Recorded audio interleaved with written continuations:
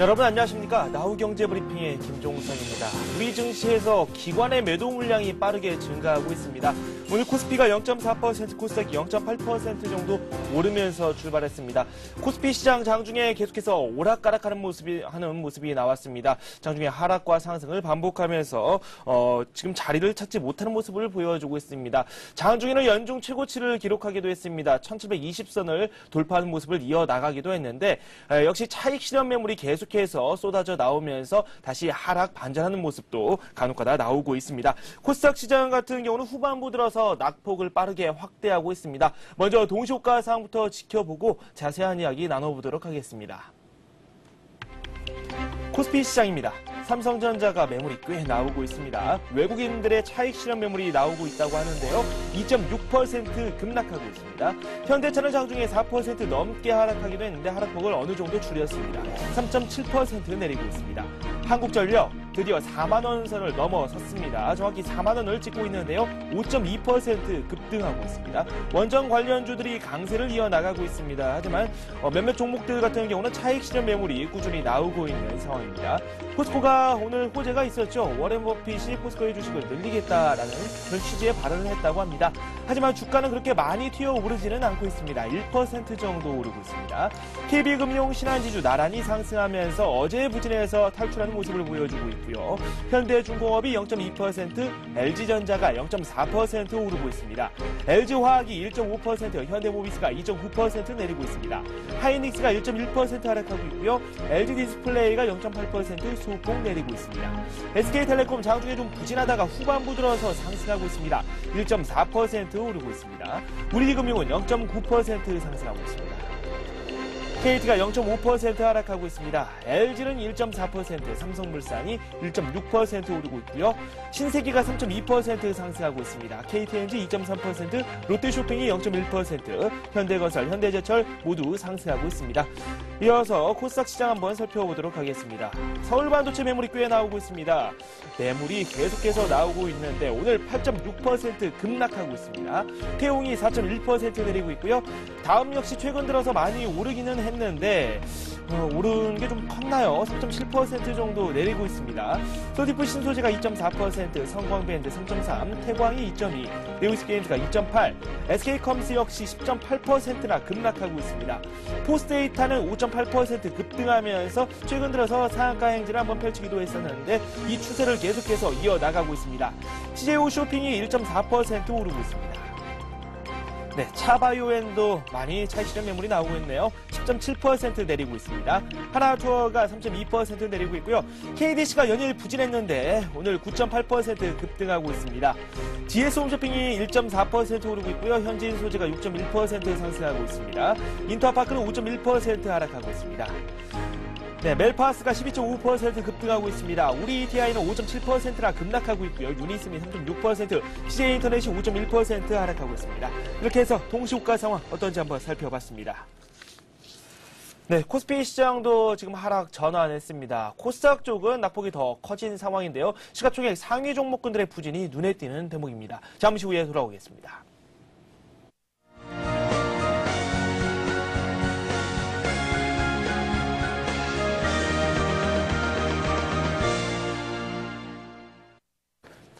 네, 오늘의 마감 시황 한번 살펴보도록 하겠습니다. 스튜디오에 최은정 아나운서 나와 있습니다. 안녕하세요. 네, 안녕하세요. 오늘 초반만 하더라도 시장 상황이 상당히 좋았거든요. 네. 후반부 가면서 점점 부진한 모습이 나오고 있는데 코스닥 쪽이 더 부진하다고요? 네, 오늘 코스피 지수는 장중 등락을 거듭했는데요. 코스닥 지수는 오늘 하락 반전하면서 장을 마칠 것으로 예상됩니다. 프로그램을 앞세운 기관의 매도 물량의 코스피 지수는 1710선을 하회하기도 했습니다. 외국인의 매수세가 유입되면서 장 초반에는 작년 9월에 기록했던 1723포인트를 돌파하면서 연중 최고치를 기록하기도 했지만 단기 상승에 대한 부담으로 1710선을 내주고 하락 반전했습니다. 이후 개인이 매수로 돌아서고 외국인 매수도 확대되면서 예상되면서 장중 재차 상승 전환하기도 했는데요. 오후 들어서 투신권을 중심으로 기관의 매도가 확대되면서 다시 1710선으로 밀렸습니다. 오늘 코스피 지수는 4거래일 만에 하락하면서 어제보다 1.5포인트 하락한 1710선에서 장을 마칠 것으로 예상됩니다. 보합권에서 장을 마친 거고요. 코스닥 지수는 4거래일 만에 하락 반전했습니다. 어제보다 3.9포인트 하락한 549선으로 550선을 다시 내줬습니다. 네, 코스피, 코스닥, 양지수 모두 하락하면서 오늘 마감하고 있습니다. 수급 상황부터 한번 살펴봐야 될 텐데요. 외국인이 사흘째 매수에 가담하고 있는 코스피 지수. 일단 수급적으로 특징적인 사항이 있습니까? 네, 팔던 개인들이 순매수로 전환했고 외국인들이 3거래일 연속 순매수를 했지만 기관의 차익 실현 매물이 증가하면서 오늘 코스피 지수는 장 막판에 다시 약세로 전환이 됐습니다. 기관이 투신을 중심으로 1,167억 원 차익 실현 매물을 내놨고요. 반면에 개인과 외국인은 샀는데요. 개인이 1,037억 원, 외국인이 399억 원 순매수했습니다. 네, 오늘 프로그램 쪽에서도 차익거래, 비차익거래 모두 매도 우위가 나왔습니다. 지금 기관이 후반부 들어서 매도 물량을 조금 줄이는 듯 싶었더니 지금 동시호가 때 매물을 또 대거 쏟아내면서 오늘 매도 우위로 마감했습니다. 개인과 외국인은 열심히 국내 시장에서 주식을 순매수하는 모습을 보여줬습니다. 이어서 코스닥 시장 어떤 흐름을 보이는지 한번 살펴보도록 하겠습니다. 네, 오늘 코스닥 지수는 외국인과 기관의 동반 매도로 4거래일 만에 약세로 전환됐습니다. 외국인들이 567억 원, 기관이 980억 원 순매도했고요. 개인이 1,682억 원 매수 우위를 기록했습니다.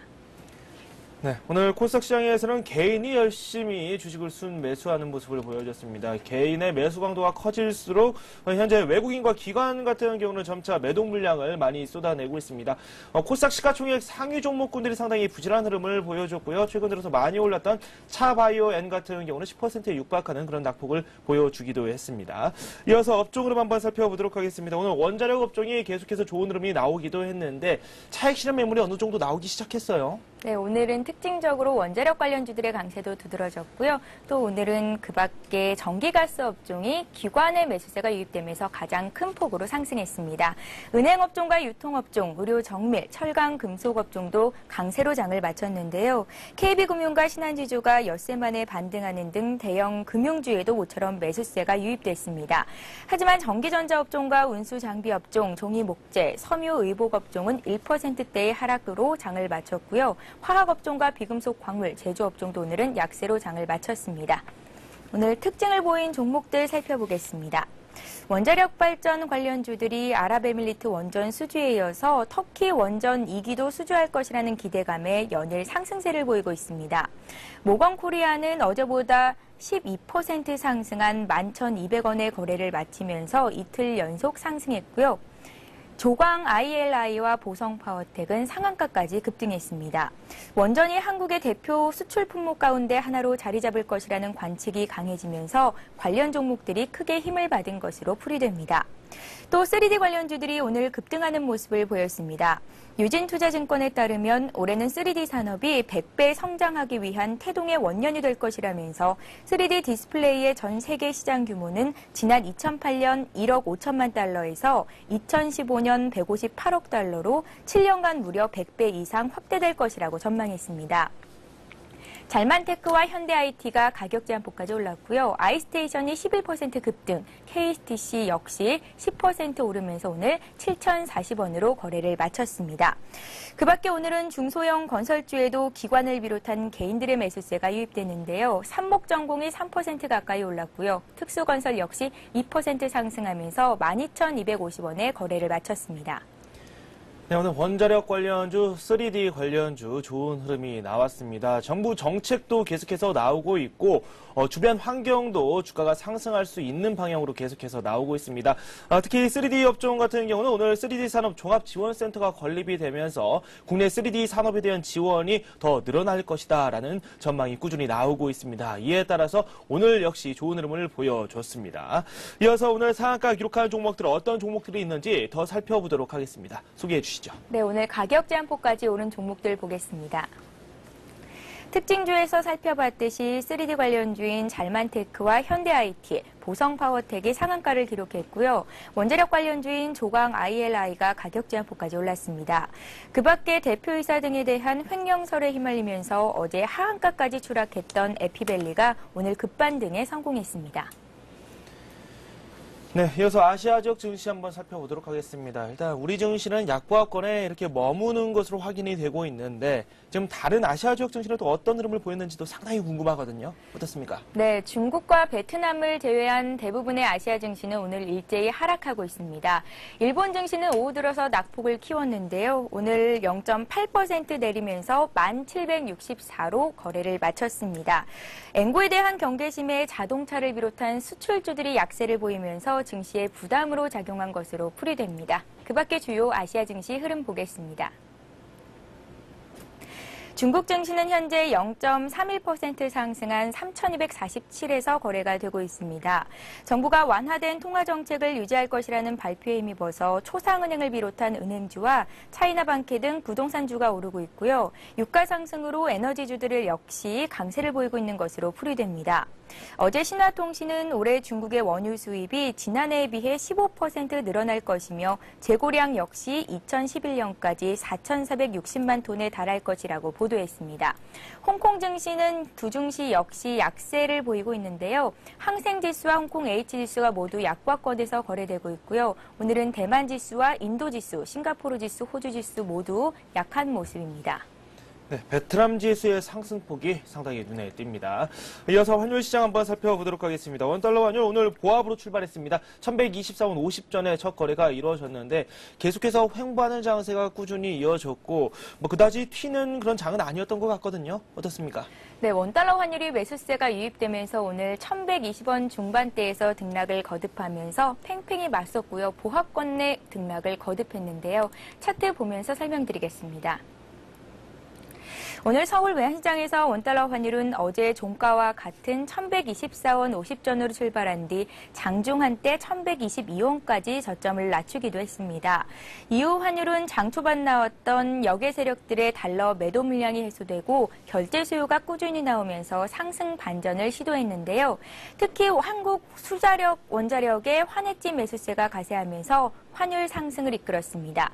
오늘 한수원은 서울 외환시장에서 3억 달러를 매입한 것으로 추정됩니다. 원달러 환율은 장 마감 들어서 1127원 선까지 올라왔습니다. 네, 오늘 환시장 관련해서 뉴스가 또 있었습니다. 한일 통화서프 계약 기간이 3개월간 추가 연장됐다는 소식이 들어와 있습니다. 원래는 2월 1일 만료 예정이었는데 4월 말 완료로 변경됐다는 소식이 함께 들어왔네요. 일단 오늘 원달러 환율은 3원 하락했습니다. 상승했습니다. 1127원 50전에 마감되는 모습이 나왔고요. 오늘 폐장 상황 자세히 한번 더 살펴보도록 하겠습니다. 코스피가 0.09% 내렸습니다. 1110포인트를 기록했고요. 코스닥은 0.7% 내리면서 549포인트를 기록했습니다. 네, 자세한 오늘장 상황 더 살펴보도록 하겠습니다. 신한금융투자의 최승훈 과장 전화 연결되어 있습니다. 안녕하십니까? 예, 안녕하십니까? 네, 오늘 우리 증시가 상승하면서 장 중반에는 상당히 기대를 많이 가져가기도 했는데 후반부 들어서 지금 약세로 전환이 됐거든요. 어떻습니까? 예, 금일은 특별한 매수 주체는 없었지만 시장은 장중 1720을 돌파하며 52주 최고가를 경신하는 등 강한 모습을 보였지만 일단 차익 실현 매물과 프로그램 매도 물량이 출회가 되면서 시장은 소폭 약보합으로 마감을 했습니다. 수급상 특징은 거래소보다 오히려 코스닥 시장에서 외인과 기관의 대량 매도세가 출회되었지만 개인이 대부분 물량을 소화하는 모습을 보여서 향후 시장에 좀 관심 있게 지켜봐야 할 것으로 생각이 되고요. 기관은 중공업, 건설주 등을 위주로 매수세를 보였고 외국인은 해운, 기계, 일부 IT주로 매수하며 좀 종목별 차별화가 나타났습니다. 특징주는 여전히 외국인과 기관의 매매 공방이 치열한 한국전력의 상승세를 보인 것이 가장 특징이었고요.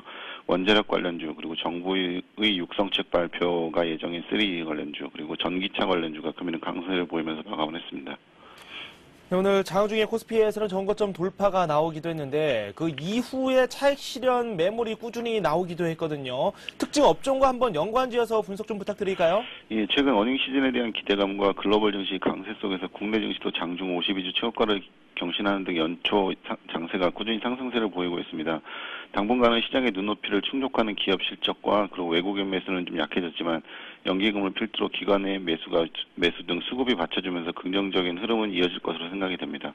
우선 실적 관련 IT 업종에 대한 기대감 때문에 이제 삼성전자와 하이닉스를 필두로 꾸준한 외국인 매수세와 더불어서 지속적인 강세를 보이고 있고, 가장 핫 이슈로 떠오른 요즘 원자력 관련 테마가 금일도 강세를 보였는데요. 최근 자산 재평가와 더불어 기관의 강한 매수세가 유입되는 한국전력, 그리고 원자력 수혜가 예상되는 삼성물산과 두산그룹주 등에 대해서는 지속적인 관심이 좀 필요해 보입니다.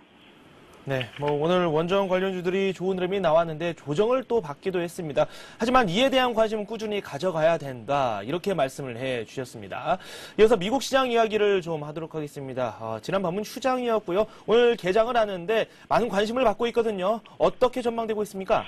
예, 전일 미국 시장은 마틴 루터 킹 데이로 휴장이었습니다. 미국 시장은 이번 주에만 S&P 500 종목 중 57개, 그리고 다우 종목 중 5개 종목의 실적 발표가 예상되어 있는 등 이제 어닝 시즌이 본격 시작이 되는데요. 애널리스트들은 S&P 기업들의 4분기 수익이 전년 동기 대비해서 186% 증가를 예상하는 등 실적 호전을 좀 기대를 하고 있습니다.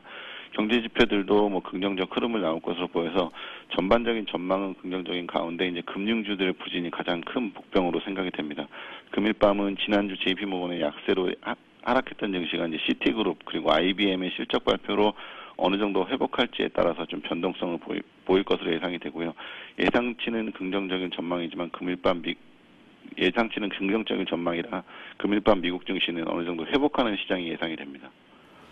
네, 긍정적이다, 이렇게 말씀을 해주셨습니다. 우리 시장 쪽도 한번 살펴보도록 하겠습니다. 오늘 좀 조정을 받았고요. 내일 증시는 또 어떤 흐름이 나올까요? 예, 최근 국내 시장은 어닝 시즌이 시작이 되면서 긍정적인 전망 속에서 이제 지수는 큰 변동을 보이지는 않고 있지만 개별 종목군의 강세와 그리고 삼성전자에 대한 기대감으로 더딘 지수 상승 속에서 활발한 종목 장세가 좀 이어지고 있습니다.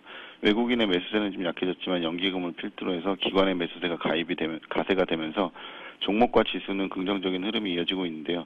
향후 시장은 이런 긍정적 기업 실적을 바탕으로 상승 추세 속에서 개별 종목 장세가 당분간은 이어질 것으로 생각이 됩니다. 다만 어닝 시즌이 본격화되면서 재차 코스닥보다는 거래소 대형주 위주의 흐름이 이어질 가능성이 좀 커 보이기 때문에 호실적이 예상되는 IT, 조선, 해운, 전력 등 업종에 좀 관심을 가지고 코스닥 시장도 이제 테마주 속에서도 실질적인 수혜가 기대되고 실적이 좀 뒷받침되는 종목군으로 좀 관심을 가져야 할 필요가 있어 보입니다. 네, 도움 말씀 고맙습니다. 네, 감사합니다. 네, 지금까지 신한금융투자의 최승훈 과장과 함께했습니다.